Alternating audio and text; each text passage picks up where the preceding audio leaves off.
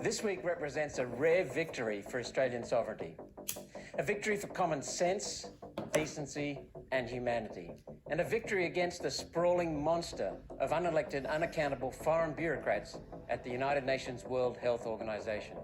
You'll recall the World Health Organization proposed to change their health regulations that guide member states in the event of a disease outbreak like COVID, from guiding member states to being mandatory on member states, including Australia.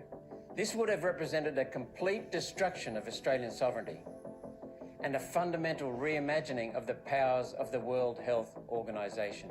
Last December, the Liberal National Morrison-Joyce government voted in favour of these changes, yet many sensible countries voted against, and the proposal was lost.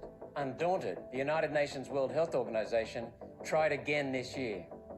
After months of heavy criticism, one nation and those opposing these measures have had a huge win.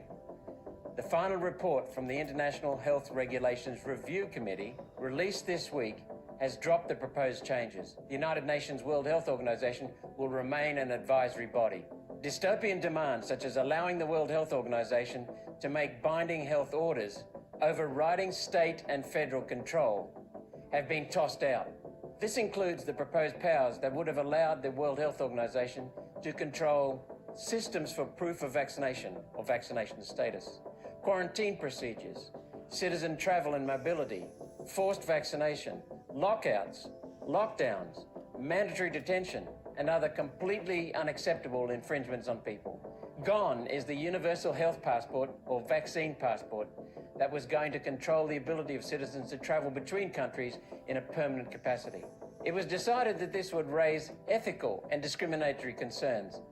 A global digital vaccine passport will no longer be developed under the committee's powers, for now.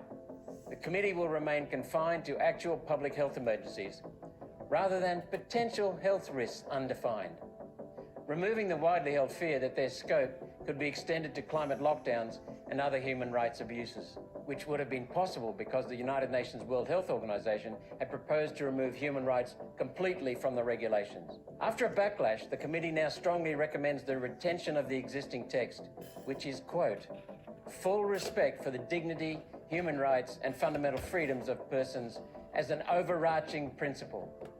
This is a critical backdown. The World Health Organization committee working on these changes has just recommitted to its fundamental human rights pledge in defiance of the proposed amendments. The findings of the committee agreed with the concerns that One Nation raised regarding threats to sovereignty. In their final report, the committee said it was, quote, concerned that the proposals may unduly impinge on the sovereignty of state parties and may